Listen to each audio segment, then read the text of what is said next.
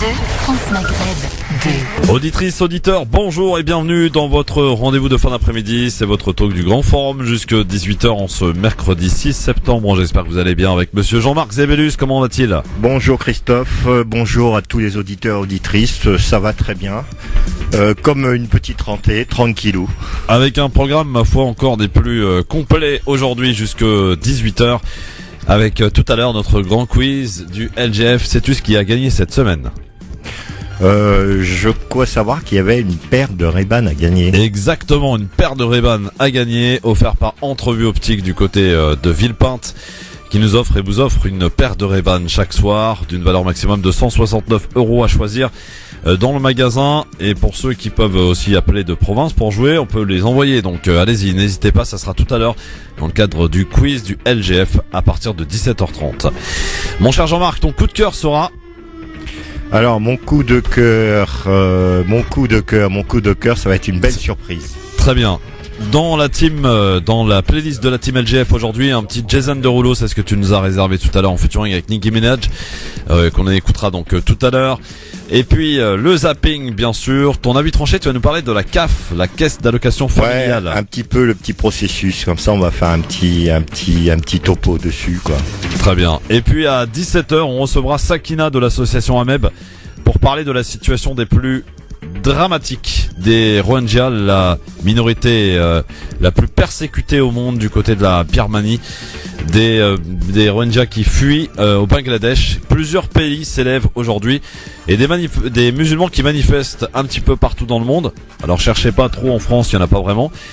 Pour ce qui est des pays du Maghreb, pas vraiment non plus. Non, si il faut aller en Indonésie. On a quelques manifestations. Oui, non, mais ce serait sporadique. De prévues, quoi. Il y en a une ou deux devant l'ambassade, notamment de Birmanie. Et puis il y a aussi dans un certain rond-point où on va avoir normalement il y a un rassemblement de prévu normalement, voilà, au rond-point Schuman devant les institutions européennes. C'est en principe ce samedi 9 septembre à 15h. Il y a effectivement plusieurs manifestations prévues, mais quoi qu'il en soit, des musulmans sont sortis dans la rue, du côté de Jakarta, du côté du Pakistan. Voilà, des pays aussi qui s'élèvent comme la Turquie, bien sûr, qui demande à celle qui a eu, soi-disant, le prix Nobel de la paix, de stopper, de cesser ces exactions. Des vidéos des plus violentes que l'on peut voir sur les réseaux sociaux. Bref, on fera le point tout à l'heure à 17h. Ça mérite un grand format, bien sûr, tout à l'heure. Mais juste auparavant, mon cher ami Jean-Marc, on va parler des premiers dégâts de l'ouragan Irma avant Haïti. Et les États-Unis touchent les Antilles avec des vents près de 300 km/h. Les populations donc sont invitées à rester confinées. Plusieurs témoignages que nous écouterons tout à l'heure. Bien sûr, tu nous parleras un petit peu de ces cyclones que tu connais. Mon cher Jean-Marc, tu en as vécu, je crois, hein? Oui, bien sûr, pas un. Plusieurs. J'ai vécu plusieurs. Ouais. Le dernier, j'ai vécu il y a quelques années de cela, quoi. Tu nous raconteras un petit peu parce que c'est vrai que là en métropole, on a un petit peu du mal à se rendre compte de ce que peut être un cyclone. C'est vraiment une population qui est calfeutrée chez elle et qui ne peut évidemment pas bouger avec des vents d'une extrême violence. Je sais pas si vous vous rendez compte, 360 km/h. C'est actuellement d'ailleurs en ce moment même du côté de Saint-Barthélemy et du côté de Saint-Martin où le cyclone passe juste au-dessus. Heureusement, la Guadeloupe et la Martinique ont été quelque peu épargnés. Nous ferons le point donc dans quelques minutes tout à l'heure avec ces phénomènes météorologiques qui peuvent être de plus en plus inquiétants. À qui la faute est forcément à l'homme. LGF, le grand forum jusque 18h en ce mercredi 6 septembre. Merci d'être avec nous en direct avec vos appels au standard 01 40 33 9000. On parlera tout à l'heure très longuement de la situation des Rohingyas, cette minorité musulmane en Birmanie la plus persécutée au monde. Elle est apatride d'ailleurs, cette minorité musulmane, et cette prix Nobel de la paix qui continue les exactions sous un silence quasi international. On en reparle donc tout à l'heure avec Sakina de l'association AMEB, du collectif AMEB, qui évidemment milite depuis longtemps pour les Rohingyas et pour nous donner évidemment des chiffres sur leur situation quelque peu dramatique. Mais pour l'heure, au 01 40 33 9000 avec vous, chers amis auditeurs, avec Jean-Marc Zébélus, et on va parler de ce qui se passe du côté des îles des Antilles, puisque d'après Météo France, elles sont dans l'œil de l'ouragan. Saint-Barthélemy et Saint-Martin 2 îles des Antilles françaises, les premières touchées de plein fouet par l'ouragan Irma et sont en alerte violette. Les populations sont confinées. Témoignage immédiatement, celui d'Alex Jacquat. Il est le directeur commercial de la compagnie aérienne locale Air Antilles Express et il est à Saint-Barthélemy. Écoutez son témoignage. D'être privé d'électricité, ça souffle de façon alarmante même. On a l'impression d'être dans une espèce de guerre. Ça entend plein de bruit partout. Les fenêtres qui vident, c'est violent. Ça fait des gros booms autour de la maison, ça bouge à maison vibre, c'est assez impressionnant. Alors là, c'est Hiroshima. La gare Hiroshima, propos recueillis par nos confrères d'Outre-mer Première. Maintenant, on va écouter le témoignage d'un journaliste justement de cet organe de presse qui se trouve d'ailleurs tout proche de Saint-Martin. Journaliste à Outre-mer Première sur la partie française de cette île. Quelle est la situation? Comment ils vivent les choses à l'heure qu'il est? Voici son témoignage. Vous allez voir en pleine tempête le témoignage qui a d'ailleurs été un peu coupé. Écoutez. Très difficilement, puisque depuis maintenant plus d'une heure, des vents d'une extrême violence soufflent sur l'île. On entend également la mer, la houle qui s'abat sur les côtes, pas très loin. Nous sommes dans ce qu'on appelle le mur de l'œil du cyclone. C'est-à-dire c'est dans le mur de l'ouragan, là où les conditions sont les plus extrêmes. Donc actuellement, des vents qui, avec des rafales qui dépassent les 280, voire les 300 km/h, soufflent donc sur le territoire, et un certain nombre de structures sont en train de céder. Les structures cèdent et tout. Personne n'est dehors. On m'a juste demandé d'évacuer. On m'a juste demandé d'évacuer ma chambre. Donc je suis désolé pour qu'il y aille. Voilà, donc propos qui a été coupé puisque évidemment en pleine tempête, les difficultés bien sûr qui s'y ajoutent. On espère que va bien se passer pour Steve Prudent, donc journaliste à Outre-mer Première en ligne de Saint-Martin. Cet ouragan Irma qui est de la taille du territoire français, Jean-Marc, qui touche aussi l'île de Barbuda. Des vents qui atteignent 295 km/h. Il se déplace à une vitesse d'environ 24 km/h. Inquiétude aussi en Haïti, en République Dominicaine. La Floride est en état d'urgence. Inquiétude aussi en Martinique, également en Guadeloupe. On écoute d'ailleurs le préfet de la Guadeloupe, Éric Maire. Écoutez. Nous avons mis en place un dispositif pour accueillir dans des abris sur les populations menacées. Pour vous donner un ordre de grandeur, en Guadeloupe, ce sont plus de 100 abris qui sont à disposition des populations et qui permettent d'accueillir plus de 10 000 personnes. À Saint-Martin, c'était un peu plus difficile. Tout a été réquisitionné, que ce soit des salles, les églises. Actuellement, nous avons des patrouilles de police et de gendarmerie pour éviter que les zones qui ont été évacuées fassent l'objet de pillages. Nous avons rencontré parfois quelques difficultés avec des personnes qui ne voulaient pas quitter leur logement. Mais ça, c'est habituel dans ce genre d'opération. Voilà, c'est le préfet donc de la Guadeloupe, Éric Maire. À noter pour finir que le plan de vol de l'avion qui transporte actuellement le pape François en Colombie a dû être modifié pour tenir compte bien sûr de cet ouragan Irma. L'avion passera un peu plus au sud par rapport à ce qui était prévu. Le pape qui a quitté Rome ce matin à destination de Bogota, il doit y défendre la paix dans ce pays après des années de guerre civile. Jean-Marc, ce cyclone sans précédent visiblement, d'une puissance maximale, avec cette CATEFA, cet appel donc à ne pas quitter les maisons, une catégorie violette, ça veut dire que personne ne sort, y compris d'ailleurs les secours. C'est ce qui se passe en ce moment du côté de Saint-Martin, Saint-Barthélemy. Toi, tu as connu des cyclones, peut-être pas aussi forts. Comment ça se passe? Comment ça se passe? C'est-à-dire que tout d'abord, on sent tout d'abord que avant l'arrivée du cyclone, on a un ciel qui est complètement dégagé et il n'y a plus d'oiseaux qui volent. On a l'impression que tout s'arrête. Et puis il y a les rafales qui précèdent le cyclone. C'est ce qui est terrible et on entend les arbres, quand arrive le cyclone, on entend les arbres se casser comme des rafales de mitraillettes. Ça fait tac, tac, tac, tac, tac, tac. Et ça bouge de partout. Et c'est là qu'on voit qu'on est vraiment impuissant face à la nature. C'est impressionnant. Et on entend les toits s'arracher. On a l'impression que c'est la fin du monde. C'est terrible. Je me rappelle, ma fille, elle avait 3 ans. Elle a été marquée par ça à l'époque. Nous étions en endroit, disons, soi-disant sécurisé, mais malgré ça, il y a eu, je me souviens qu'il y a eu des toits d'immeubles carrément arrachés, quoi. Des toits d'immeubles. Oui, carrément, c'était impressionnant. Et les rafales sont terribles. Et ce qu'il y a de très embêtant, c'est que vous avez des îles qui subissent ces dégâts qui sont considérables, avec des toits, des arbres arrachés, des glissements de terrain. C'est vraiment effroyable. Et puis, je vous parle pas tout ce qui est agriculture et tout, etc. C'est détruit, toute la faune est détruite. Mais vous avez aussi les îles qui sont pas touchées par le cyclone, mais qui subissent les conséquences par rapport à la faune marine, c'est-à-dire tout ce qui se passe dans la mer en fait a des répercussions sur quasiment toute la Caraïbe, tout le bassin. Donc c'est quelque chose de vraiment terrible où l'homme est vraiment impuissant. Même si vous avez une maison, on va dire en dur, tout ce que vous voulez, vous êtes quand même pas à l'abri de ce cyclone. Et c'est ce qui est terrible, c'est que je me souviens, nous étions restés 15 jours sans électricité. C'était terrible parce qu'à ce moment-là, nous avions pas mal de choses comme tout le monde dans les frigos, des réserves, et il a fallu tout jeter. Ouais.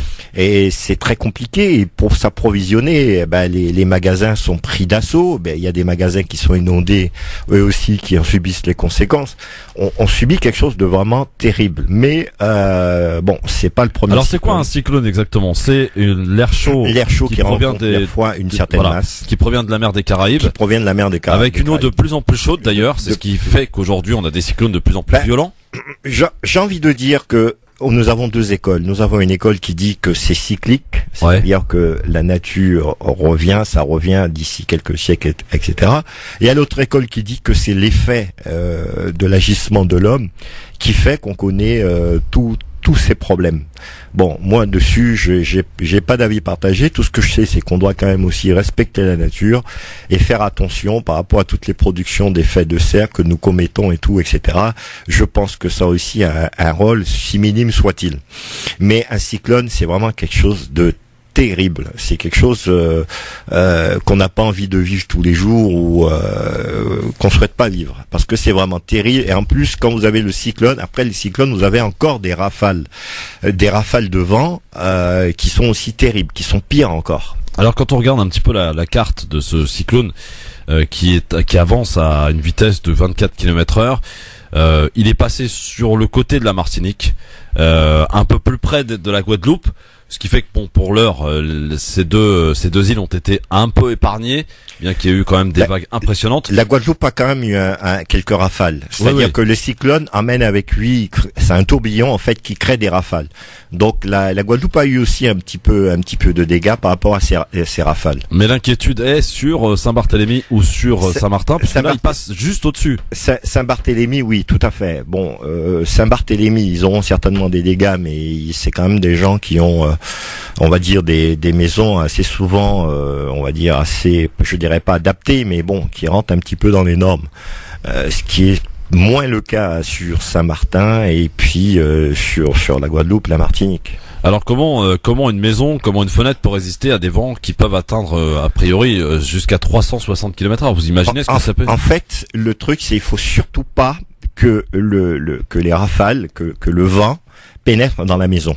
Donc il faut barricader, parce que si vous avez la rafale qui rentre dans la maison, alors là c'est terrible. Le toit peut se soulever, peut tout arracher. Ouais. Donc faut éviter que le vent rentre d'une manière ou d'une autre. Faut se cloisonner dans la maison. Et le pire, c'est que ces vents sont accompagnés de pluies diluviennes aussi. Hein. Ouais, les pluies, bon, c'est embêtant, ça crée des glissements de terrain. Il va tomber en 4 heures, ce qui devrait tomber en 2 mois. Voilà, c'est un petit peu embêtant, mais les dégâts que fait le vent, c'est pire que tout, quoi. Hein. Là, on va se retrouver avec plus d'agriculture, les élevages qui vont subir les conséquences.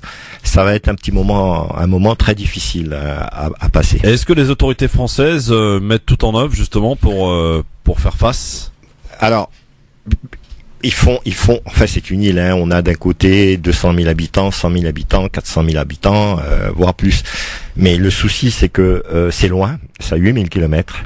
Donc la solidarité est surtout est là, est bien présente. Les gens vraiment se mobilisent pour aider ceux qui en ont le plus besoin. Ça, c'est sûr. Ils font ce qu'ils peuvent. Certainement qu'on peut toujours faire mieux, Mais il y a aussi un deuxième problème, c'est qu'il y a beaucoup de gens qui n'écoutent pas, ne respectent pas les consignes. Et c'est ça le pire. Comme ces personnes qui ne veulent pas rester, aller s'abriter. Qui veulent pas aller s'abriter, qui veulent rester chez eux. Ça c'est terrible. Et puis vous avez des gens qui s'aventurent comme spectateurs pour pouvoir regarder un petit peu les choses, comment elles se passent, et c'est là où arrivent les accidents. Des vagues qui peuvent atteindre les 12 mètres de hauteur. Ouais, ça c'est impressionnant. J'ai connu ça en mer, c'est quelque chose de impressionnant. On se dit que ça y est, c'est fini. Ça y est, c'est fini, quoi. C'est mort, quoi. On se dit on va pas arriver à s'en sortir, quoi. C'est vraiment très très impressionnant parce qu'on se retrouve à 12 mètres et d'un coup, si on est dans un bateau qui se retrouve, qui retombe, c'est vraiment impressionnant. Faut pas avoir le mal de mer pour le coup. On se rend compte de l'impuissance de l'homme face à la nature. En tout cas, voilà, on souhaitait en parler parce que tu as vécu et tu peux un petit peu décrire un petit peu ce que ça peut représenter. Mais c'est terrible, c'est terrible. Mais nous, d'ici, c'est vrai qu'on a du mal à imaginer. C'est terrible, c'est quelque chose qu'on est traumatisé, on s'en rappelle à vie. Mais les phénomènes météorologiques, quand même, qui sont sans précédent, parce que on se souvient quand même cet été à Paris, pas besoin d'aller très loin, des pluies diluviennes quasiment, qu'il est tombé pendant quelques heures. Voilà, de plus en plus de phénomènes que l'on observe au fur et à mesure des années. Est-ce que l'homme, quand même, n'est pas un peu coupable de ce qui se passe? Comme je disais précédemment, il y a deux écoles. Oui. Il y a une école qui dit que c'est l'agissement de l'homme qui a des effets sur la nature, et puis il y a une autre école qui dit que c'est cyclique, que ça revient tout le temps. Mais le problème du cyclone, c'est que quand vous avez des cyclones, vous avez des pays qui sont un petit peu moins développés en matière d'infrastructure que la Martinique, que la Guadeloupe, etc., Saint-Barth et voire Saint-Martin.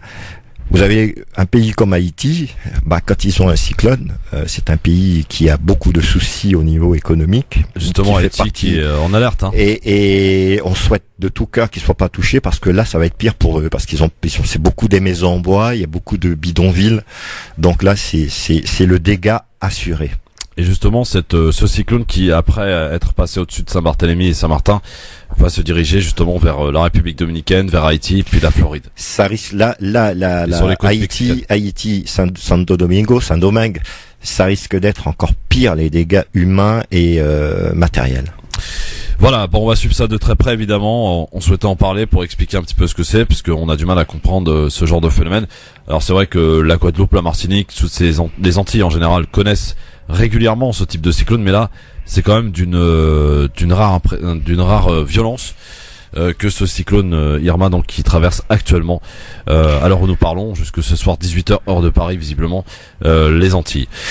On va passer maintenant au zapping avant de passer à la vie tranchée et avant de passer aussi à notre nouvelle chronique qui s'appelle les coulisses du pouvoir. C'est Nizar X qui sera avec nous tout à l'heure comme tous les mercredis désormais pour nous raconter des petites anecdotes sur ce qui se passe au sein de l'Assemblée nationale, du Sénat, des ministères, des palais de la République, des petites infos croustillantes évidemment que l'on n'entend pas ailleurs puisqu'il est infiltré au sein même de ces palais.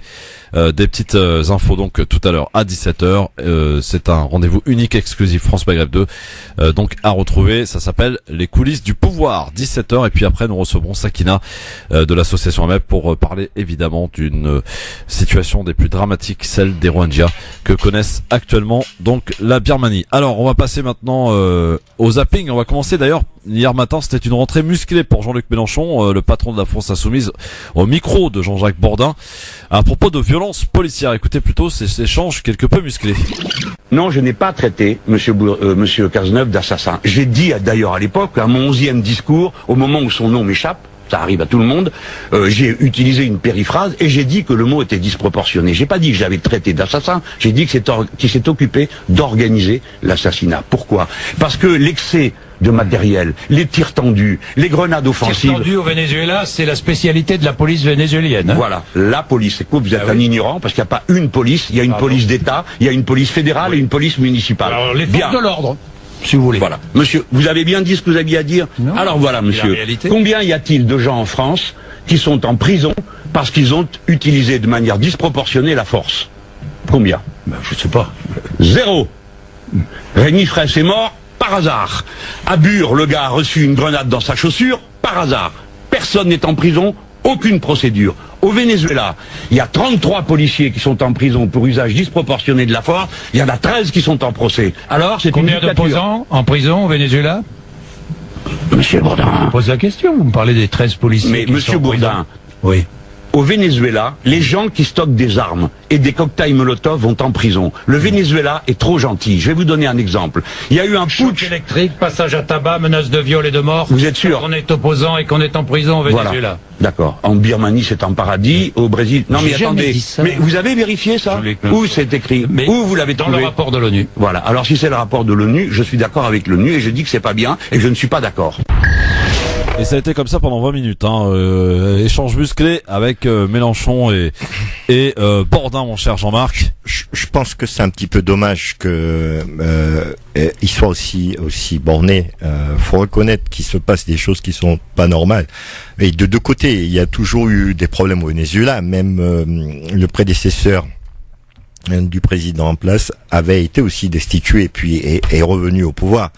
Donc il y a toujours un problème entre la droite, les capitalistes et les gens qui font ce qu'on appelle les socialistes, la gauche, l'extrême gauche. Mais le problème c'est qu'il y a des violences des deux côtés, mais surtout la police est très répressive dans ce pays et les droits de l'homme ne sont pas respectés vis-à-vis des opposants. Les violences sont de deux côtés, mais la répression est vraiment terrible aussi. Ça, il faut le reconnaître. Oui, mais quand il dit par exemple que des policiers quand ils commettent des exactions, des violences sont arrêtés, sont mis en prison, ici en France, la violence policière. Citez-moi un policier qui a été mis en prison. Non, mais on n'est pas dans le même cas de figure. Ces pays que je connais, la répression, Christophe, elle est sans commune mesure dans ces pays. Elle est sans commune mesure, elle est vraiment très violente. Dieu merci qu'on a des bavures ici, mais pas de cette ampleur. Il y a la police a un pouvoir vraiment excessif dans ces pays. Bon, on va passer à autre chose avec un document exclusif France 3. Une femme qui comparaît actuellement pour financement de terrorisme pour avoir envoyé de l'argent à son fils parti en Syrie. Témoignage exclusif France 3 que je propose d'écouter, c'est rempli d'émotions. Écoutez. Nathalie Haddadi nous reçoit chez elle à 2 jours de son procès. Elle est accusée d'avoir financé le terrorisme, d'avoir aidé son fils parti faire le djihad en 2016. Lorsqu'Abès, 21 ans, disparaît, sa mère ignore tout de ses projets jusqu'au jour où il l'appelle depuis la Syrie. Maman, je te demande pardon. Je t'aime. Non, il m'appelait. Je t'aime, mais j'aime Dieu plus que toi. Je suis là pour aider les gens. J'ai un devoir. Mais très vite, son fils déchante. Il lui demande alors de lui envoyer de l'argent pour revenir en France. À un moment donné, il m'a dit « Maman, il y a des horreurs ici. Maman. » Et je lui ai dit « Abès, s'il te plaît, ne meurs pas. Maman, elle vient te chercher. » Pour moi, je devais aller le chercher. Quand vous mettez un enfant au monde et vous avez ce bébé de 3-4 kilos, vous signez pas un contrat avec lui. Si tu fais des bêtises, j'arrête de t'aimer. C'est votre fils jusqu'à la mort qui fasse des bêtises, des conneries, c'est comme ça. Il n'est pas resté vivant suffisamment. J'ai pas pu. Je serais allée le chercher. Je sais pas ce que j'aurais fait. Je ne sais pas. Mais par amour, je serais allée le chercher, mon fils. 8 mois plus tard, un inconnu l'appelle de Syrie. Il lui annonce que son fils est mort en martyr. Félicitations, on vous félicite. On vous félicite. Normalement, on est félicité quand on a un heureux événement. Votre fils a le bac, il a un enfant ou je sais pas. On ne vous félicite pas pour un décès. Le comble, c'est que vous êtes obligé de prendre sur vous, de rester courtois pour avoir plus de renseignements. Puis aujourd'hui, est-ce que vous comprenez la démarche de la justice française de vous faire comparaître devant un tribunal pour avoir financé le terrorisme? Non, financer, déjà c'est un mot, financer le terrorisme, il faudrait qu'on m'explique. J'ai donné de l'argent à mon fils à des fins pour qu'il mange, pour qu'il se soigne. C'est inadmissible. On m'associe à des psychopathes, à des psychopathes dangereux, à des criminels. Vous vous rendez compte? Moi, vous pouvez vous renseigner, je suis quand même une femme active, moderne, je travaille, je suis comme madame tout le monde. Le week-end, je sors avec mes copines, je vais au cinéma, je vais au resto. Aucun lien, justement. Aucun lien. Demain, cette mère de famille va comparaître à Paris devant la 16e chambre. Elle encourt 10 ans de réclusion criminelle. Incroyable, Jean-Marc, ce témoignage de cette dame. C'est très compliqué parce que nous sommes dans une situation, nous avons une mère, c'est de l'amour inconditionnel vis-à-vis de son enfant. On ne fait pas des enfants pour qu'ils soient des criminels. Qui se trouve dans une situation très très compliquée entre l'amour de son fils et l'égarement, les conneries de son fils. Et aujourd'hui, hier soir, il a été requis contre elle. 18 mois de prison ont été requis dans la nuit de mardi à mercredi. 18 mois de prison, ce n'est pas rien. Et son frère... Ça veut dire qu'elle va les faire. Ça a été requis, ça a été demandé par le procureur. Donc, si c'est vraiment la peine qui est confirmée, oui, bon, c'est terrible. Et le frère cadet aussi a eu 1 an d'emprisonnement, dont 6 mois avec sursis, ont été requis aussi également. Et il y a aussi donc on punit une mère d'avoir envoyé de l'argent à son fils. Et son fils aussi, le frère de ce présumé terroriste, djihadiste. Non, je préfère dire djihadiste. Soi-disant, et également un ami aussi était accusé. Et bon, il est présumé mort, donc il a été requis 10 ans de prison et un mandat d'arrêt contre ce jeune homme dit mort. Ce qui est terrible, c'est que on nous parle d'argent issu de trafic de drogue qui a été envoyé par le frère cadet à son plus grand frère. On nous parle, il y a un ami aussi à lui qui a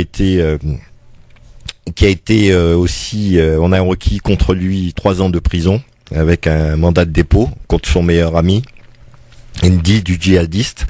Ce qui est terrible, c'est que si vous avez un enfant qui se trouve n'importe où, moi je serais à la place de cette femme. Malheureusement, mon fils se retrouvait dans cette situation. Il m'en demanderait de lui envoyer de l'argent. Je lui enverrai l'argent. Je vous dis très sincèrement, à mon fils, pas à l'organisation. C'est votre enfant. Bien sûr, il faut faire la distinction. C'est votre enfant qui a besoin d'argent, qui est dans une situation X. Le meilleur moyen de garder contact et d'avoir l'espoir de retrouver votre fils, de pouvoir avoir un contrôle, de pouvoir essayer de rattraper les choses, c'est certainement en lui envoyant un peu d'argent, et avec ça maintient le lien, je suppose. Terrible en tout cas. Dans un instant, on va continuer ce zapping avant de trouver ton avis tranché, Jean-Marc. On va parler d'Emmanuel Macron qui a une proposition à faire aux propriétaires, sauf que la proposition a du mal à passer. À tout de suite.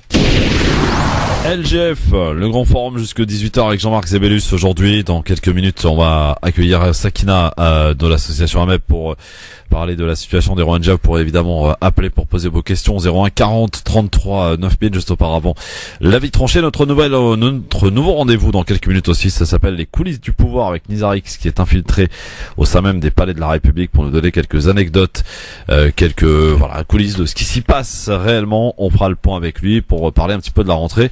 Parler également aussi de l'affaire El Ghirab, parce que vous savez qu'il a démissionné apparemment de la République en marche. Il reste tout de même député, mais mis en examen pour violence avec arme dans l'affaire qui l'oppose donc à son ancien collègue socialiste Boris Faure. On en parlera parce que je suppose que ça a quand même pas mal fait de bruit au sein même de l'Assemblée nationale.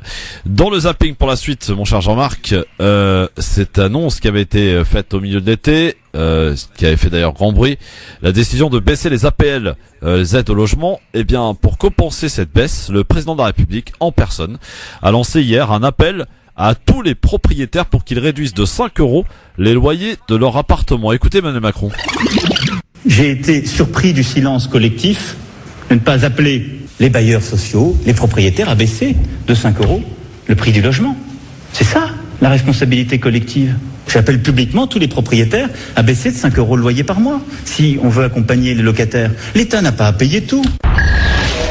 Voilà, Emmanuel Macron, la demande d'Emmanuel Macron qui, dans un discours à l'Élysée, devant les préfets, Emmanuel Macron qui propose que tous les loyers donc baissent désormais de 5 €. Alors cela fait vivement réagir les professionnels du secteur. Eddy Jacquemart est président de la Confédération nationale du logement. Écoutez-le.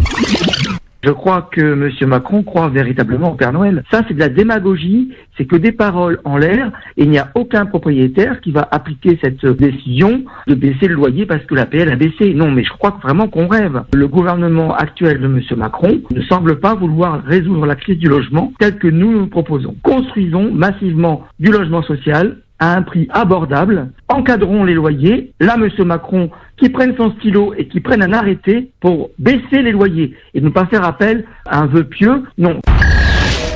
Voilà, non, dit Eddy Jacquemart, donc aux propositions d'Emmanuel Macron, le président de la Confédération nationale du logement. Jean-Marc Zébellus, toi qui es un petit peu dans le milieu, tu es expert en immobilier, est-ce que ça te paraît concevable de demander aux propriétaires de baisser de 5 € leur loyer ? C'est une boutade. C'est vraiment pas sérieux. Un président qui demande aux propriétaires, selon leur bon vouloir, de baisser le loyer. De notre côté, faut savoir que dans pas mal de villes, du fait que il y a eu les communes ont de moins en moins de subventions de l'État, ont augmenté considérablement. Les taxes foncières se sont vues augmenter considérablement. Donc, d'un autre côté, aujourd'hui, l'État ponctionne 5 € sur ce qui est dû aux personnes qui sont, on va dire, éligibles aux APL. Et là, maintenant, on dit aux propriétaires, c'est à vous de faire l'effort pour que ces locataires récupèrent les 5 €. C'est vraiment pas du sérieux, c'est vraiment pas sérieux parce qu'il faut savoir que aussi l'immobilier c'est une niche très fiscalisée depuis tout temps et que des propriétaires on va dire qui ont des grosses foncières qui ont beaucoup de moyens, oui, il y en a, mais vous avez aussi beaucoup de gens qui ont investi dans un appartement afin de le mettre en location pour pouvoir justement assurer une petite retraite, avoir une petite rente plus tard. Donc c'est vraiment pas sérieux. C'est vraiment pas sérieux et je pense que c'est à l'État à ce moment-là aussi, c'est du donnant-donnant. S'ils veulent que les propriétaires fassent un effort, faut aussi qu'ils diminuent aussi quelques taxes qui frappent ces biens immobiliers. Mon cher Jean-Marc, c'en est terminé pour le zapping. On va retrouver ton avis tranché dans un instant, mais pour l'heure, c'est un nouveau rendez-vous que je propose de découvrir dans cette émission. Le Grand Forum sera le mercredi et ça s'appelle donc les coulisses du pouvoir, une rubrique pour découvrir justement un petit peu ce qui s'y passe dans ce palais de la République. Coulisses du pouvoir, c'est parti. Pour ce titre, j'appelle Monsieur Nizar X qui est infiltré dans les palais de la République. Nizar, bonjour. Bonjour Christophe. Bonjour Nizar. Nizar, tu vas avoir cette lourde responsabilité tous les mercredis de nous donner un petit peu les dernières petites infos croustillantes, les petites anecdotes au sein même de l'Assemblée nationale, des différents ministères, des échos que tu as. Tu es notre personne infiltrée dans les palais de la République. Nizar, nous t'écoutons. Qu'y a-t-il au programme en ce mercredi? Très bien, mon cher Christophe. Je suis ravi de pouvoir livrer quelques informations aux éditeurs de France Maghreb 2, notamment des informations qui pourraient les concerner et qui pourraient peut-être contredire tout ce qui peut se lire dans certains médias et certains journaux. Donc c'est avec plaisir que j'endosse cette responsabilité. Alors, au programme pour ce mercredi, quelques nouvelles de l'Assemblée nationale. Première question, Nizar. Quelles sont les suites et les petites infos que tu as pu recueillir concernant l'affaire El Guerab? Alors, concernant cette affaire, tout à l'heure, il y a eu une réunion du groupe majoritaire, à savoir la République en marche. Et le président de groupe, M.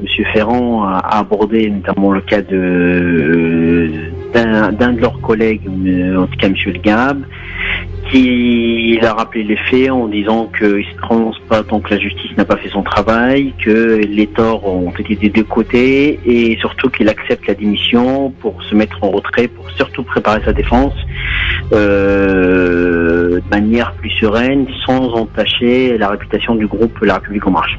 Voilà, ça c'est les dernières informations. Et puis il y a un article qui est sorti dans Marianne aujourd'hui qui qui rappelle un peu tous les faits, ce qui confirme la version en tout cas de député El Garab, à savoir qu'il a bien été traité de, bon, je vous en passe de noms d'oiseaux, notamment avec des insultes et des propos racistes.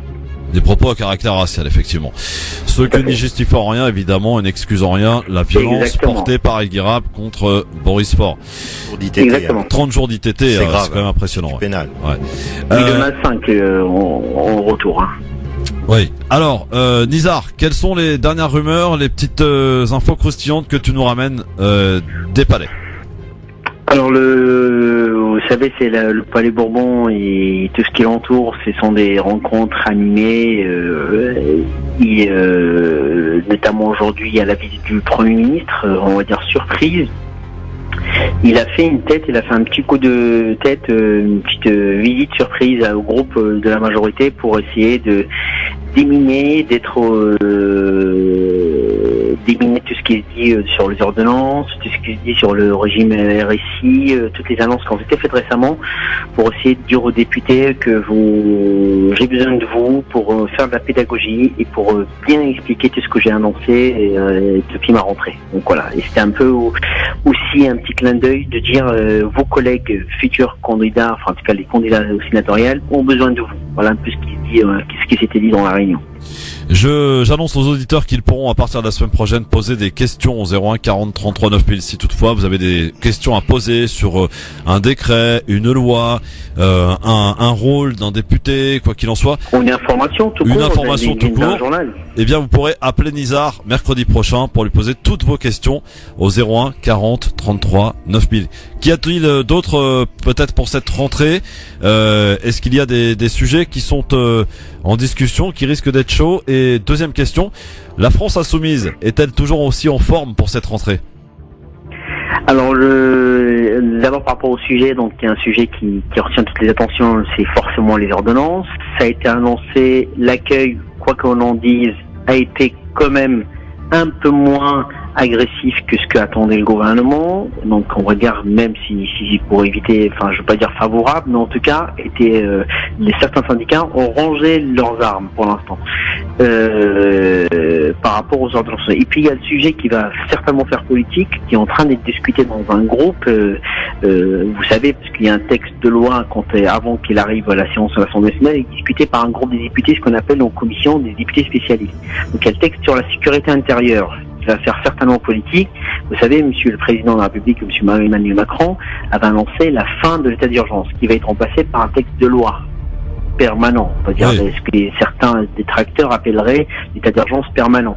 Ce texte-là est en train d'être discuté. Il y a des mesures un peu qui sont discutables, qui feront certainement polémique. Il y a aussi l'annonce d'hier devant le discours du président de la République devant les préfets, avec qui annonce clairement il va durcir ce qu'on appelle les reconduites à la frontière. Il a dit au préfet mot pour mot que vous renvoyez trop faiblement les sans-papiers. Donc du coup il a annoncé une politique envers les sans-papiers qui va se durcir. Exactement, donc il y a une politique de fermeté sur les sans-papiers qui va se durcir. En même temps, il a fait une petite ouverture exceptionnelle à demande au préfet, quand vous avez des conditions, des migrants qui vous sollicitent pour des raisons de guerre et de violence, persécution, il faut pas hésiter à les accueillir, à leur proposer des places d'hébergement et surtout de les régulariser. Donc il y a deux discours un peu pour contrebalancer. Il ouvre un peu la voie aux migrants, mais ferme tout ce qui est migrant économique, parce qu'il a toujours mis les deux sur le même tableau. Nizar, pour finir, pour cette semaine en tout cas, des nouvelles de la France insoumise. Alors pour la France insoumise, pour l'instant, donc il y avait une conférence tout à l'heure de Jean-Luc Mélenchon notamment. C'était la conférence de rentrée. Suite à sa réunion, il s'est réuni aujourd'hui avec le patron de la CGT, Monsieur Martinez. Et je pense que l'objectif de cette réunion-là, parce que vous savez, les CGTistes, les gens des CGT, ce sont généralement des communistes qui n'ont toujours pas digéré le coup de force de M. Mélenchon de se présenter tout seul à la présidentielle bien un an à l'avance, sans consulter personne. Donc voilà. Donc c'est un point de tension entre les deux pour voir est-ce que la CGT défile le 12 septembre, le 23 septembre, pardon, avec M. Martinez, et vice-versa le 12, voilà, parce que chacun de son côté organise son défilé pour dénoncer le coup d'état social, comme ils disent. Mais en tout cas, dans le rang, pour l'instant, c'est pas très clair. M. Mélenchon a dit que ça sert à rien de crier des différences alors qu'on n'en a pas. Mais M. Martinez, pour l'instant, ne s'est pas s'exprimer. Donc je pense qu'il y a encore quelques différences.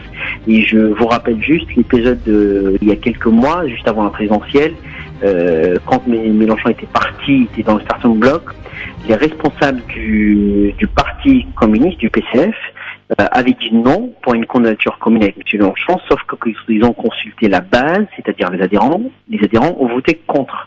C'est-à-dire ils étaient pour faire de Mélenchon leur candidat. Donc du coup ça a semé un peu la pagaille, donc les responsables, les dirigeants sont pas favorables à M. Mélenchon. Donc Mélenchon ne l'a pas oublié non plus, donc il leur fait aucun cadeau, sauf que les militants de base sont eux favorables. Donc voilà, donc c'est un peu la cuisine interne ce qu'on appelle les cocos, donc il les a soumis. Mais en tout cas, c'est voilà les choses. Et pareil, c'est chez la droite. J'ai oublié de parler de l'élection chez la droite aussi. Ça fait un peu quelques déclarations à droite à gauche.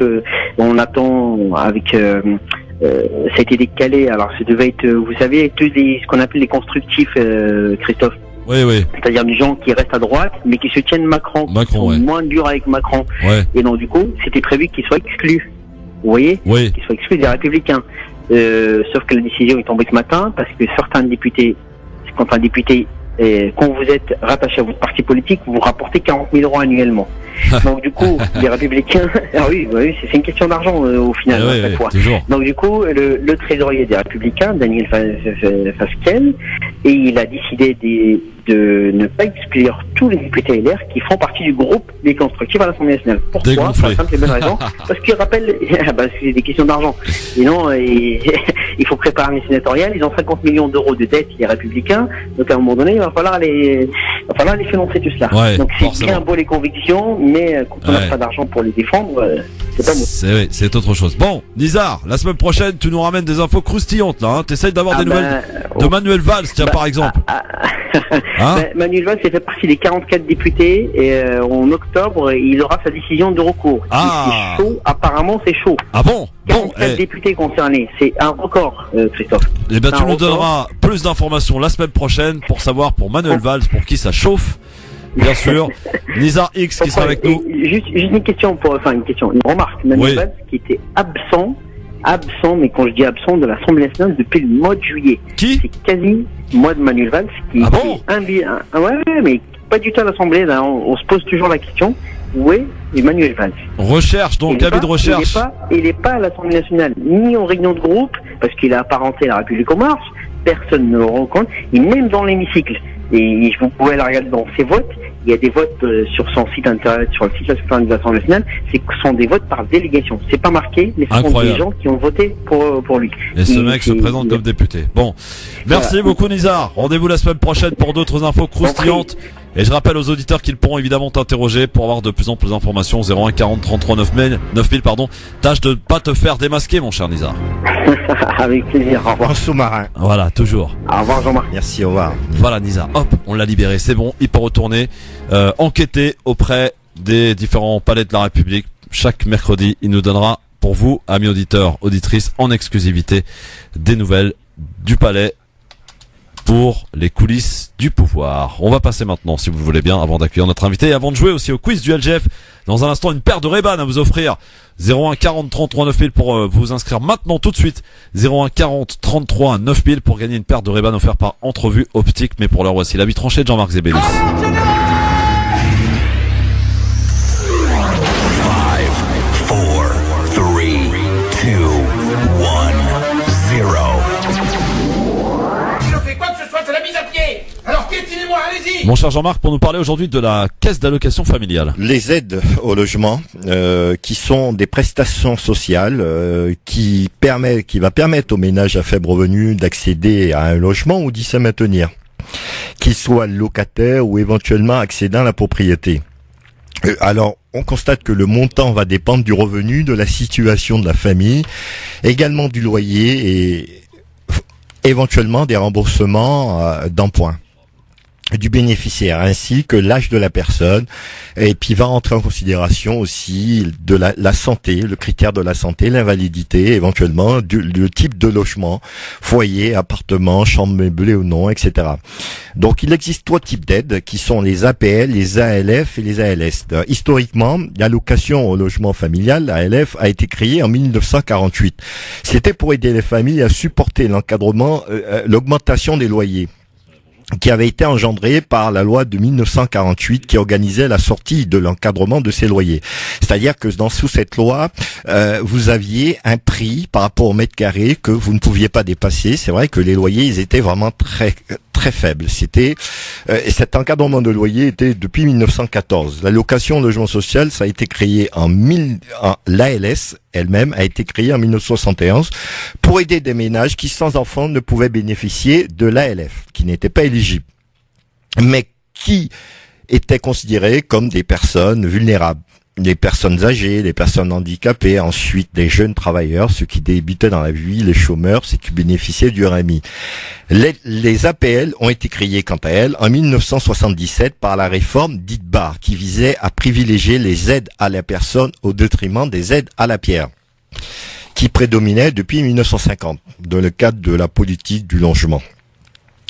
Donc qui était soi-disant orienté vers la construction. Mais vous avez un groupe qui s'appelle AITEC, AITEC, qui considère avoir montré, dans plusieurs analyses, que les aides personnalisées au logement mises en place par la réforme Barre de 1977 participent à une libéralisation du système d'intervention de l'État dans la politique du logement, passant de l'aide à la pierre vers l'aide à la personne, et que cette réforme marque le début du désengagement de l'État dans le secteur du logement.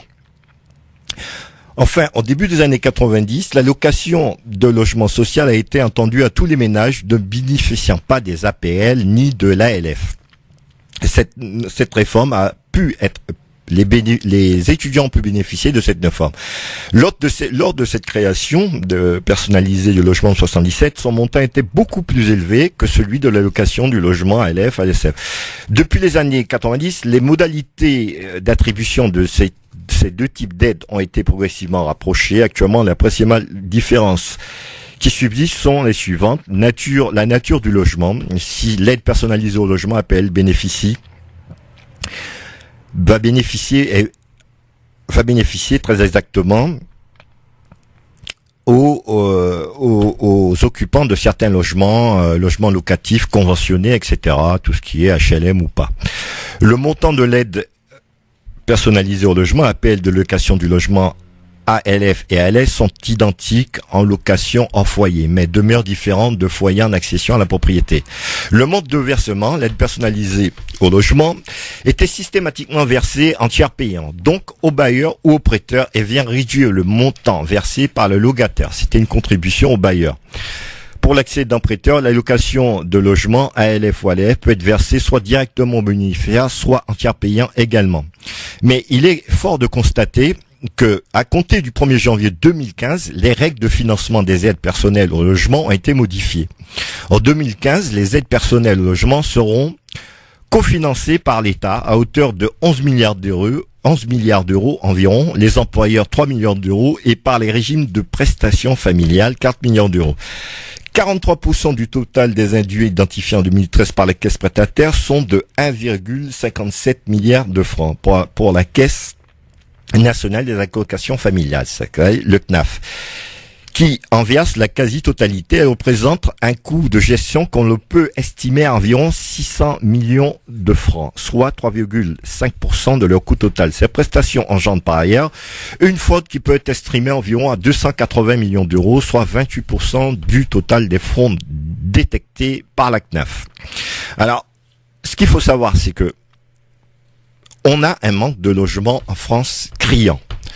Et il faut savoir que moins vous avez de logements, et plus les propriétaires, les bailleurs sociaux ou autres institutionnels font la pluie et le beau temps. C'est-à-dire, on va avoir beaucoup plus d'exigences et se voit justement sur le point de choisir qui ils veulent, les gens qui veulent, pour pouvoir justement louer leur logement. Et puis ça va très loin, ça va partir ça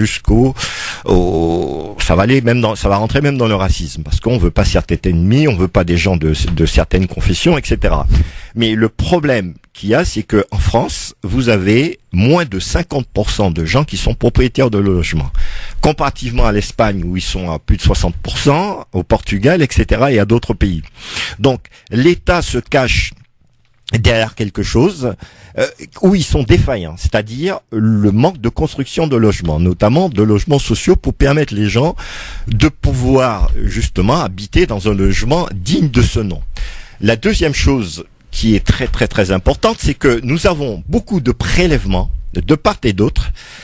Nous sommes un pays surtaxé où nous avons beaucoup de prélèvements, et d'un autre côté, on diminue ces prélèvements continue à augmenter sur le capital, sur les salaires, sur tout ce qu'on veut, sur la consommation, et d'un autre côté, les aides pour pouvoir compenser cela diminuent. Donc l'État, quelque part, se trouve défaillante et essaie de jeter la pierre aux propriétaires ou soi-disant aux différentes offres, etc., etc., en disant que nous sommes dans un pays, dans un système assisté, que ça peut pas continuer.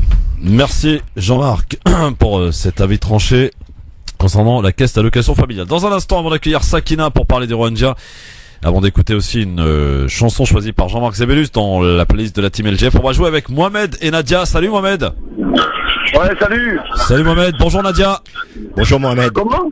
Nadia, bonjour. Bonjour Nadia.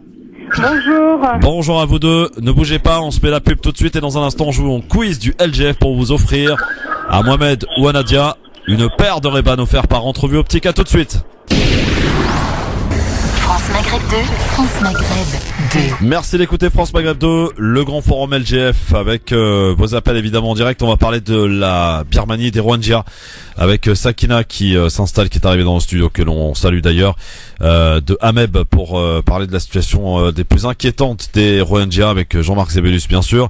Mais avant toute chose, c'est l'heure, comme chaque jour dans cette émission désormais, c'est votre nouveau rendez-vous, c'est votre quiz du LGF.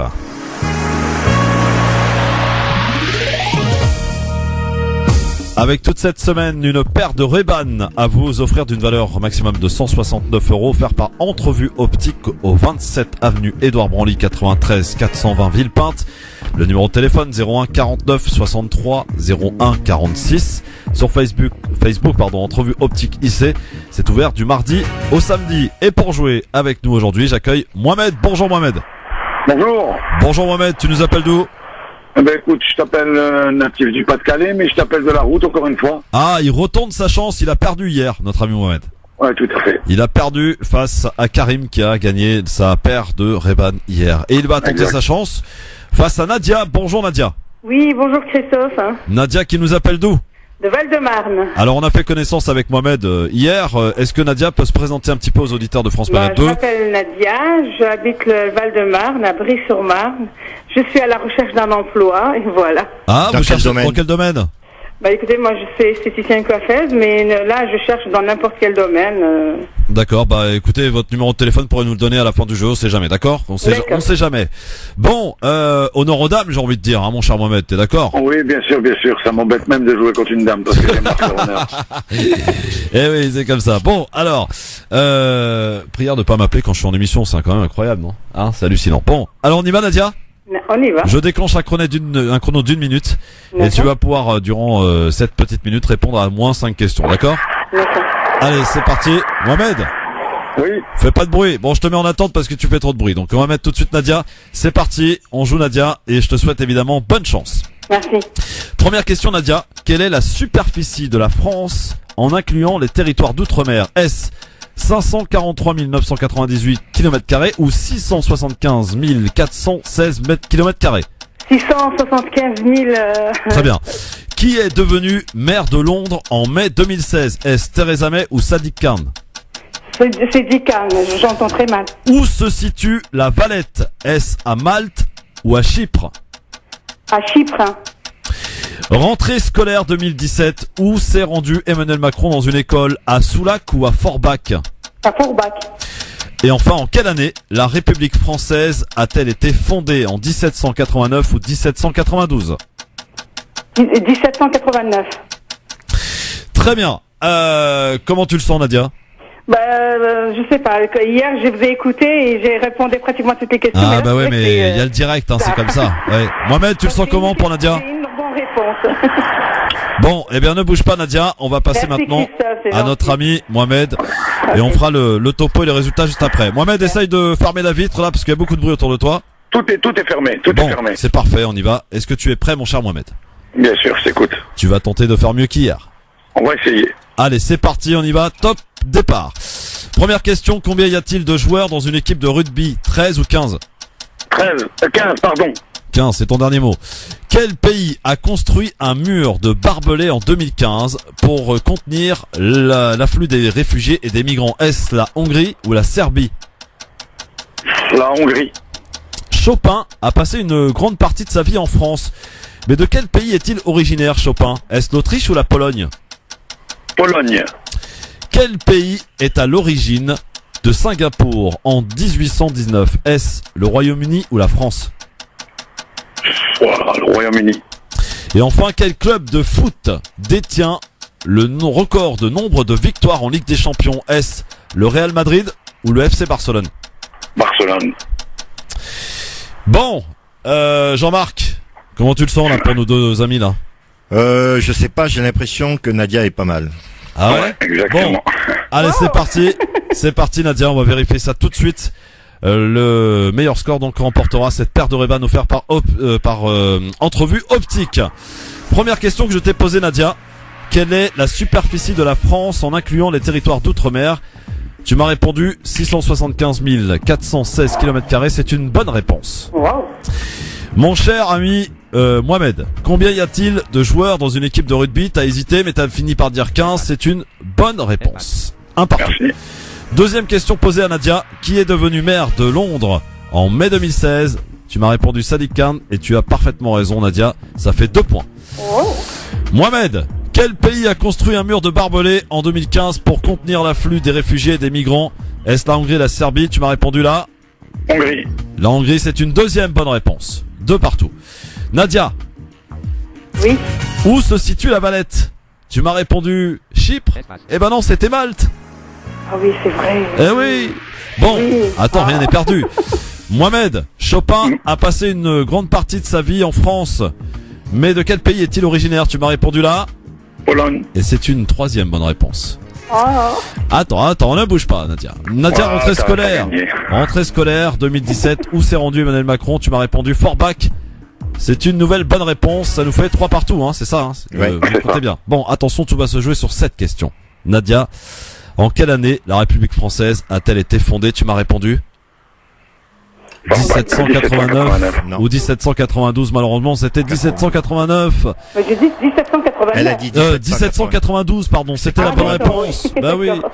Mohamed, quel... Après la Révolution, en fait. Mais attends, quel club de foot détient le nombre de records de victoires en Ligue des Champions? Tu m'as répondu Barcelone, c'était Real Madrid. Ah oui. Eh oui, eh oui. Décima. Vous êtes donc à égalité. Égalité parfaite. Attention. Tout va se jouer sur cette, exactement comme hier. Vous nous offrez un gros match, hein, en ce moment. C'est bien. Le niveau monte. Nadia, Mohamed, attention. Je vous demande, en quelle année ont eu lieu les funérailles de Lady Diana, qui ont réuni plus d'1 million de personnes à Londres? Allez, une année. C'est en 2009. Hein. En 2009. Mohamed. Ouais, écoute, je vais te dire en 2010, hein. Mais non. Mais non, vous êtes Mais super non. loin. Vous êtes super loin, mais c'est celui qui se rapproche de la bonne réponse qui a gagné. C'est Nadia. C'était pas en 2009, Nadia. C'était en 1997. On en a parlé tout à l'heure. Il faut écouter. Victoire de Nadia. Ouais, bravo. Mais non. Félicitations. 97. Ouais, c'est 97. Et Je peux pas oublier, mon fils il est né juste après, on est dans le même hôpital. Super, ouais. eh ben écoute, Bravo Nadia, bravo dommage Nadia. Mohamed. Gentil, super. super, waouh.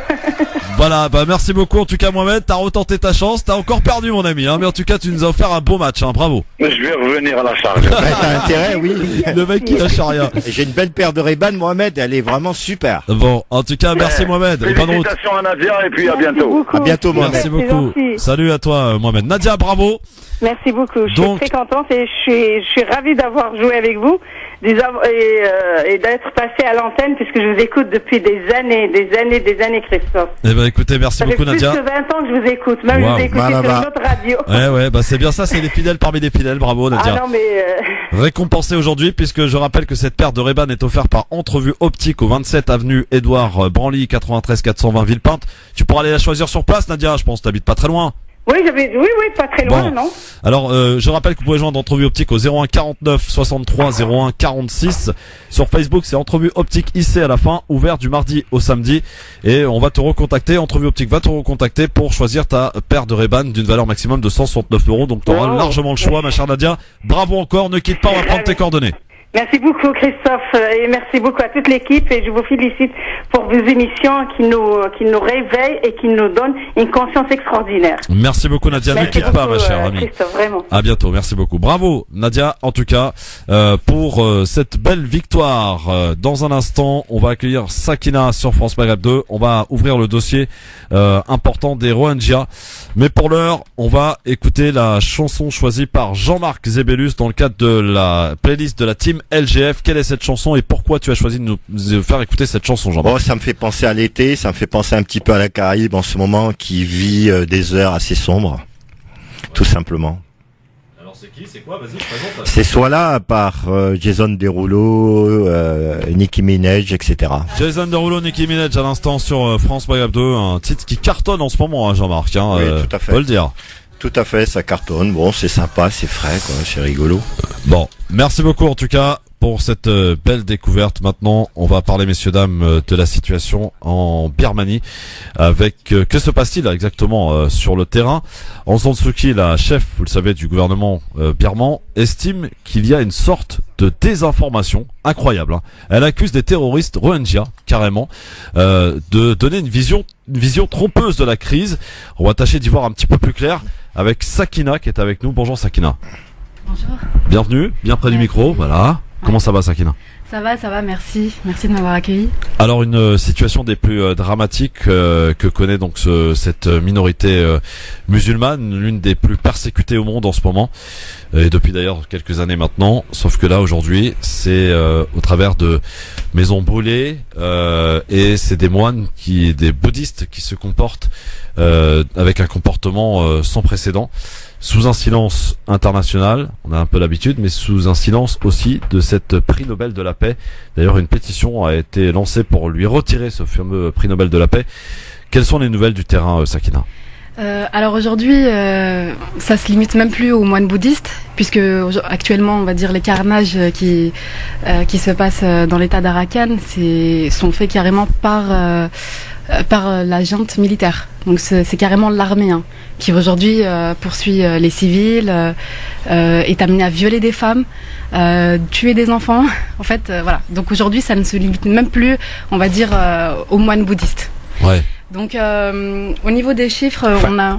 Oui. Si je peux me permettre, c'est pas les moines bouddhistes, c'est surtout Virati, l'extrémiste, qui fait ça, parce que en principe, bon, les bouddhistes c'est voilà, la paix, c'est une branche extrémiste, Virati. D'ailleurs, au festival de Cannes, il y avait un documentaire qui est passé sur lui, qui justement a mis le feu sur ce génocide, en fait, qui a enclenché ce génocide. Il a même été sanctionné pendant. Il a été même sanctionné par d'autres moines. Il a été sanctionné, je crois, pour 1 an. Il pouvait plus prendre la parole. Qui est appelé vénérable. Hein. Exactement, oui, c'est ça. Ouais. Alors aujourd'hui, la situation elle est assez critique puisque, on a quand même un certain nombre de déplacés. On sait qu'on compte à peu près 127 000 Rohingyas qui ont quitté leurs habitats puisqu'ils sont généralement brûlés. Ouais. Ils se retrouvent actuellement soit au Bangladesh, donc on compte à peu près, à peu près des milliers de. On parle de 125 000, non? On est très loin. Ouais, à peu près, ouais. Qui ont fui au Bangladesh, on a entre 125 000 et 127 000. Mais on a quand même 250 000 déplacés. Hein. Ouais. Donc voilà, on est quand même à des milliers de personnes qui ne peuvent plus... Et on parle de villages rasés, on parle de villages brûlés, on parle de maisons brûlées. Voilà. Il y a des images qui circulent. Hein, oui, absolument. Les images parlent d'elles-mêmes. Hein. On peut voir les exactions commises par les forces de police, la junte militaire et tout, etc. C'est terrible. Alors, est-ce qu'on peut véritablement parler d'un génocide en cours ? Alors aujourd'hui, il y a quand même, on dit que, enfin voilà, aujourd'hui l'ONU n'ose pas prétendre que c'est un génocide, mais c'est clairement un nettoyage ethnique. Hein. Non, mais un génocide, la définition juridique, c'est vouloir faire disparaître un peuple, une ethnie. Et là, c'est le but, là. Exactement, oui. On peut dire que c'est un génocide. C'est un génocide. Même si aujourd'hui... on n'a pas besoin de l'ONU pour pouvoir lire les textes de loi qui disent qu'est-ce que c'est qu'un génocide. Exactement, moi je suis tout à fait d'accord, hein, mais c'est vrai qu'actuellement c'est réfuté, mais concrètement c'est un génocide. Hein. Parce que celle qui était pouvoir a justement subi pendant de longs moments une exil et ne retient pas ce qu'elle a subi, ce qu'elle a vécu, et elle le fait, elle laisse se faire ça sous ses yeux et défend justement ce génocide. Alors, concernant justement Madame le prix Nobel de la paix, faut savoir aujourd'hui qu'elle a carrément empêché l'ONU d'intervenir et d'enquêter en Birmanie. Tout à fait. Ouais, donc ça c'est quand même assez dramatique. L'ivresse du pouvoir. Exactement. Et ce qui est assez étonnant aussi, c'est qu'on n'a pas vu. Enfin, ça n'a pas. Normalement, il devrait y avoir des sanctions qui devrait être mise en place contre la Birmanie, je sais pas, un embargo, mais or aujourd'hui il n'y a absolument rien qui n'a été fait, hein, malgré qu'on a empêché cette enquête sur le terrain. Enquête empêchée effectivement, sinon eh bien ces derniers jours la dirigeante birmane s'est quand même attirée les foudres donc de nombreux pays à majorité musulmane, dont le Bangladesh, la Turquie, l'Indonésie ou le Pakistan. On cherchait les autres pays, il n'y en a pas, enfin musulmans en tout cas, qui lui ont demandé en tout cas de mettre un terme aux violences et aux persécutions de l'armée à l'encontre donc de la minorité Rohingya. Les Rohingyas que l'on connaissait peu, que certains journalistes, pour ne pas dire la plupart des journalistes français ne connaissaient pas, aujourd'hui sont appelés à faire connaissance avec eux, puisqu'ils sont malheureusement dans l'actualité, de manière triste d'ailleurs, tristement dans l'actualité. Et c'est vrai qu'on commence un petit peu à en parler médiatiquement parlant en France. C'est encore bien loin de la réalité. Alors c'est vrai qu'il y a une petite phrase moi qui m'a un petit peu interpellé. Ça a été prononcé par un certain Éric Nolot, vous connaissez ? Qui a dit Éric Nolot, de toute façon... C'est mon coup de cœur. Oui, c'est ton coup de cœur, tu pourras nous le redire tout à l'heure. Mais il faut quand même, c'est utile de la rappeler, Jean-Marc. Qu'a dit Éric Nolot, exactement? Éric Nolot, j'aurais préféré qu'on passe tout à l'heure carrément ce qu'il dit. Ouais. C'est plus simple. Ce que j'ai prévu de faire en coup de cœur, c'était la surprise. Bon, en gros, c'est quoi? Bon. En gros, il dit que c'est des musulmans et tout le monde, parce que ce sont des musulmans qui subissent ce génocide, tout le monde s'en fout. Voilà, c'est ça. En tout cas, le silence a été critiqué par de nombreux dirigeants quand même de Aung San Suu Kyi bien sûr et de nombreuses ONG, la société civile également. Certains ont même lancé une pétition, je le disais tout à l'heure, pour demander le retrait du prix Nobel de la paix qui lui a été attribué en 1991 pour son combat contre la junte militaire. La pétition a recueilli près de 345 000 signataires jusqu'à maintenant, ce qui est quand même pas mal. Donc reste à savoir ce que ça va donner, mais quoi qu'il en soit, il est quand même regrettable qu'une dirigeante actuellement au pouvoir se comporte de la sorte en ayant eu le prix Nobel de la paix. Il y a un truc qui ne résonne pas, quoi. Et qui a subi justement des exactions. C'est ça le pire. Ouais. Alors justement, on parlait tout à l'heure de l'ONU avec Sakina et avec Jean-Marc. Le secrétaire général des Nations Unies, Guterres, dénonce le sort de quelques 125 000 personnes obligées de s'exiler. On en parlait donc au Bangladesh. Pour fuir les violences, le chef de l'ONU a très explicitement condamné les forces de sécurité birmanes. Antonio Guterres, écoutez-le. Nous recevons des rapports réguliers sur les violences menées par les forces de sécurité birmanes, y compris des attaques indiscriminées. Cela ne fait qu'encourager davantage la radicalisation. Les autorités birmanes doivent prendre des mesures déterminées pour mettre un terme à ce cercle vicieux de violence et assurer sécurité et assistance à tous ceux qui en ont besoin.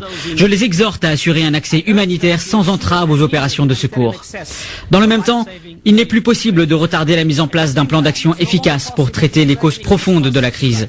Il sera essentiel de donner aux musulmans de l'État de Rakhine soit la nationalité, soit, du moins pour l'instant, un statut juridique qui leur permettra d'avoir une vie normale, y compris la liberté de circuler, l'accès au marché du travail, à l'éducation et aux services de santé. Guterres donc qui parle effectivement de leur donner une nationalité, puisqu'on rappelle quand même que ces gens-là sont apatrides. Oui, ils n'ont pas de nationalité. Ils n'ont pas de nationalité. Est-ce que les nouvelles, donc pour ce qui est du Bangladesh, qui a du mal aussi à gérer, Sakina, l'afflux massif de Rohingyas qui arrive sur son territoire aussi? Oui, a priori ils ont bloqué l'accès directement sur leur territoire. Donc comme je vous disais tout à l'heure, on compte à peu près 127 000 personnes qui ont pu intégrer le Bangladesh. Mais d'après d'autres sources, on a 80 000 personnes environ qui sont aux frontières et qui sont dans la forêt et qui sont actuellement privées d'aliments, de soins. Certains, ça fait 4-5 jours ils n'ont pas mangé. Donc on parle de famine là. Des personnes qui sont non seulement donc bloquées à la frontière du Bangladesh, mais également poursuivies par la militaire. Donc voilà. Donc c'est là à peu près les chiffres. Faut savoir qu'ils ne sont pas totalement exacts. On dit à peu près, on est toujours dans les environs parce que malheureusement nous n'avons personne. Difficile à recenser. C'est très difficile. C'est très très très difficile aujourd'hui de recenser les chiffres. On a du côté des associations comme moi par exemple les chiffres que j'ai avec l'association qui se trouve au Bangladesh, Assembly of Rohingya. Donc elle va nous donner par exemple des chiffres, on compte à peu près 6 000 morts, tandis que l'ONU à côté de ça, elle donne 400 morts. Donc c'est vraiment très très difficile à recenser. À recenser effectivement. Mais personnellement en tout cas, bon ça c'est mon avis personnel, je pense qu'aujourd'hui que ça soit au Bangladesh, les gens je pense qu'ils sont plus... ils sont peut-être même mieux positionnés pour savoir plus ou moins ce qui se passe en termes des statistiques, parce que eux ils voient l'afflux, ils ont une meilleure visibilité sur la situation quoi. Alors on passe maintenant à l'action parce que les auditeurs qui nous écoutent, qui voient ça et qui voient des images, parce qu'aujourd'hui, à la différence d'il y a quelques années, maintenant Internet est là, les réseaux sociaux sont là, donc aujourd'hui, quoi qu'il se passe dans ce monde, on peut plus le cacher finalement, grâce à certaines personnes qui sont sur place, qui filment, qui relatent un petit peu la situation dramatique que peut connaître ces Rohingyas. Et qui peut parfois être absolument ahurissante de voir ça, et ça peut mettre en colère, ça peut énerver. Mais aujourd'hui les Rohingyas n'ont pas forcément besoin de notre colère mais de notre soutien au travers de différentes manifestations qui sont organisées. Je crois qu'il y en a quelques-unes d'entre elles qui sont prévues devant donc l'ambassade de Birmanie. Oui. Je crois que c'est samedi. Qu'est-ce que vous avez recensé comme rendez-vous à donner concrètement aux auditeurs? Schuman, le 9. Oui, a priori, il y a plusieurs manifestations qui ne sont pas forcément organisées par les mêmes organismes. Nous, en tout cas, concernant le collectif AMEB, nous serons le 16 septembre, donc c'est samedi 16 septembre, au Trocadéro, donc la place de Trocadéro à 14h. D'accord. Donc ça sera, on va dire, un rassemblement. Mais quand il y a une situation d'urgence comme ça, je comprends pas que chacun organise ses événements de son côté, alors que tout le monde devrait se réunir pour essayer de faire une force quelque part, parce que chacun peut amener son petit réseau, etc. Et là, encore une fois, on la joue solo. C'est triste, malheureusement, mais c'est à chaque fois pareil, quoi. C'est dommage. Un jour, ça changera peut-être. Parce que bon, c'est vrai qu'il y a des personnes qui, je pense que les avis sont différents, mais nous on le fait au Trocadéro tout simplement parce que l'ambassade birmane est fermée le samedi. En plus il y a une bonne visibilité. Trocadéro, c'est quand même une place qui est très fréquentée. Non mais le prends pas pour toi, Sakina, c'est juste un constat que je fais, qui est absolument dommage. C'est à chaque fois c'est la même chose, que ça peut être pour la Birmanie, enfin pour les Rohingyas, comme ça peut être pour la Palestine, comme ça peut être pour autre chose. Malheureusement, c'est chacun de son côté. Il n'y a pas d'unité. Voilà, c'est ce qui fait un peu la faiblesse de cette communauté. Mais tant qu'elle ne comprendra pas ça, il y a malheureusement pas grand-chose qui pourra avancer. Mais quoi qu'il en soit, quels que soient les rendez-vous et quel que soit l'organisateur, on y va parce qu'on a ce devoir aussi d'aider et d'être en solidarité avec ces Rohingyas qui sont aussi revenus dans l'actualité, et que d'ailleurs chacun et chacune d'entre vous peut essayer d'alimenter sur les réseaux sociaux en interpellant vos députés, les différentes personnes politiques, pour aussi que la France puisse jouer quelque part aussi d'un point de vue diplomatique, et pour faire pression auprès de cette dirigeante qui a eu, rappelons-le, le prix Nobel de la paix. Il y a comme un goût amer quand même dans ce prix Nobel de la paix, remis donc à Aung San Suu Kyi en 1991. Oui. Excuse-moi, je voulais également aussi interpeller les différents aussi combats tels que celui des féministes. Il faut savoir quand même qu'on a des centaines et des centaines de femmes. J'ai pas aujourd'hui j'ai pas les chiffres exacts. Aujourd'hui, on a recensé 500 femmes violées. On aimerait vraiment faire appel. On aimerait aussi interpeller les féministes, histoire qu'elles puissent alimenter ce combat, quoi.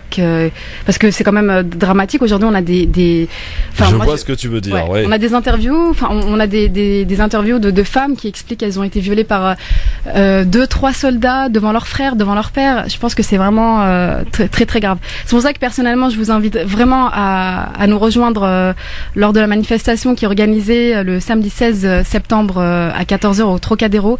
Il faut absolument qu'on soit très très nombreux.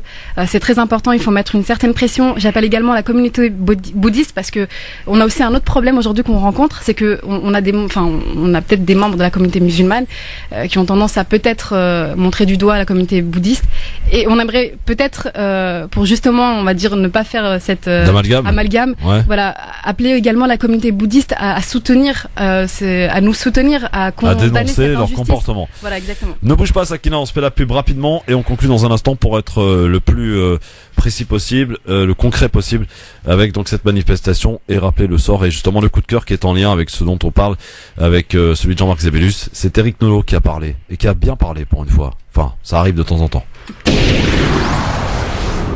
France Maghreb 2, France Maghreb 2. LGF, le grand forum sur France Maghreb 2 avec Sakina de Ameb et Jean-Marc Zébélus pour parler évidemment de la situation combien dramatique des Rohingyas que peut connaître en ce moment, donc cette situation dramatique depuis quasiment fin août maintenant. Mais j'allais dire ça remonte à bien des mois en tous les cas. Important de rappeler que les Rohingyas ont besoin de votre soutien et qu'il y a différentes manifestations organisées au travers de différents collectifs, et l'association AMEB que tu représentes ici, Sakina, organise donc le 16 septembre une manifestation à 14h devant l'ambassade au Trocadéro, 14h le 16 septembre, donc vous avez le temps de vous organiser, d'y aller en famille tranquillement. Il faut qu'il y ait un maximum de monde. Alors le coup de cœur, mon cher ami Jean-Marc, que tu as choisi résonne un petit peu avec ce dont on parle, puisque c'est un certain Eric Nolot. Oui, on peut lors d'une émission qui s'est passée sur l'une des télés assez connues, Paris Première. Justement, je crois que c'est Paris Première. Ouais. Il parle de la situation des Rohingyas et du silence qu'il y a autour de ce problème. Cette persécution. Ouais. Donc, et il dit quoi? Il dit parce que ce sont des musulmans, tout le monde s'en fout. Voilà. Exactement, tout à fait. Est-ce que tu partages l'avis de Eric Nolot, Sakina? Franchement, oui. Ouais. On peut l'écouter là. J'ai lancé normalement. Ah, pardon, j'avais pas prévu ça. Hop, c'est là. Vas-y. Avec une tragédie politique, humanitaire. Oui,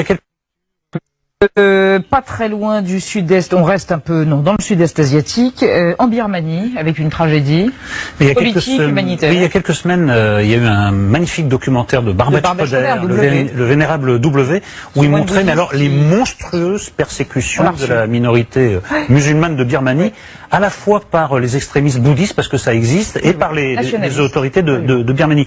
Alors, le monde s'émeut, mais très très lentement, pour une raison, malheureusement, que je crois être la bonne, c'est que quand le persécuté est de confession musulmane, les gens s'en foutent. Voilà. S'il n'est pas de confession musulmane, ça émeut davantage. Donc ça ne devrait pas être comme ça.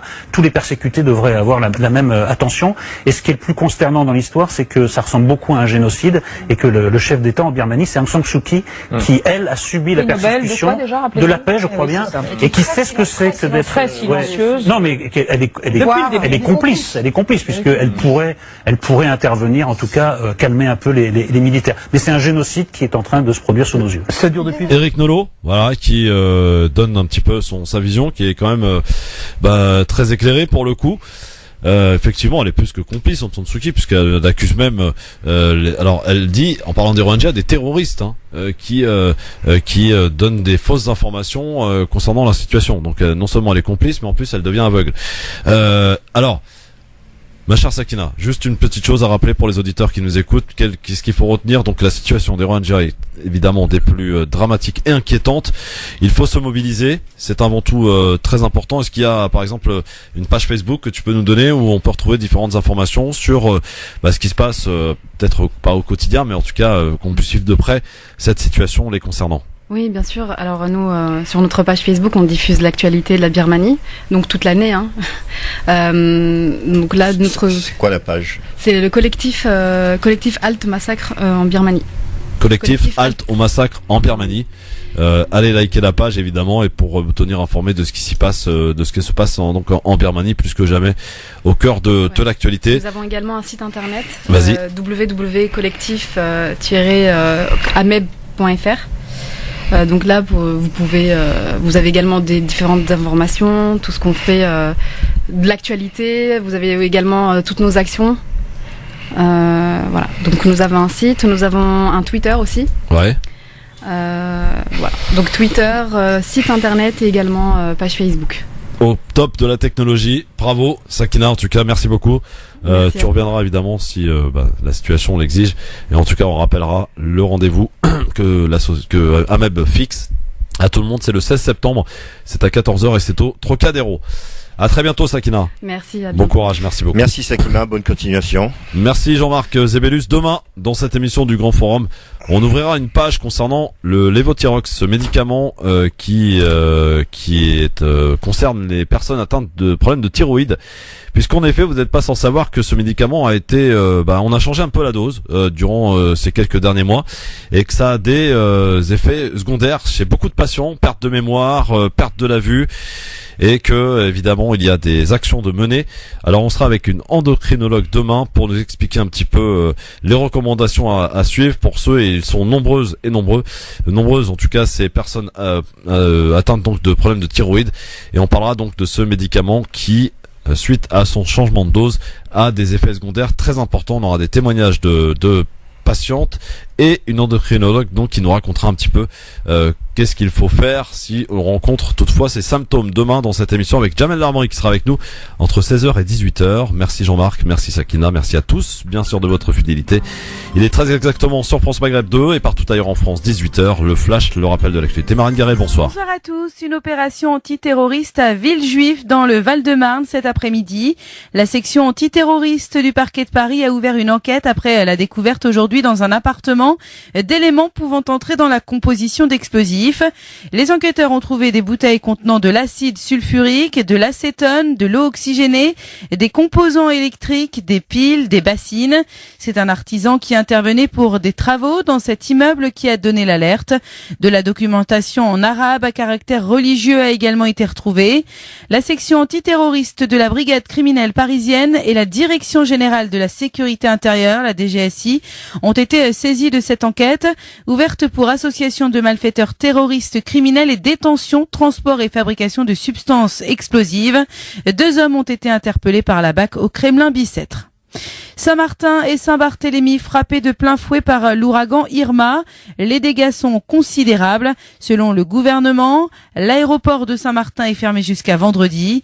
La ministre des Outre-mer, Annick Girardin, se rend en Guadeloupe où se concentrent les services de secours pour toute la zone. 18 mois d'emprisonnement ont été requis à Paris à l'encontre de la mère d'un djihadiste présumé mort en Syrie, accusé d'avoir financé son dessein djihadiste en lui envoyant de l'argent, ce dont elle se défend. 6 plongeurs de la brigade nautique d'Aix-les-Bains et de la brigade fluviale de Valence sont arrivés ce matin au lac d'Aiguebelette en Savoie pour tenter de retrouver la petite Maëlys disparue lors d'un mariage il y a 10 jours. Le lac se situe à moins de 20 minutes en voiture du domicile du suspect. Si besoin, des renforts pourraient arriver dans la journée. Sport, basket, déjà qualifiés, les Bleus devaient l'emporter face à la Slovénie pour terminer premier de leur groupe. Peine perdue, la France a été balayée et logiquement dominée par la Slovénie pour leur dernier match de groupe 95-78. France Maghreb 2, service, info, musique, divertissement. France Maghreb 2.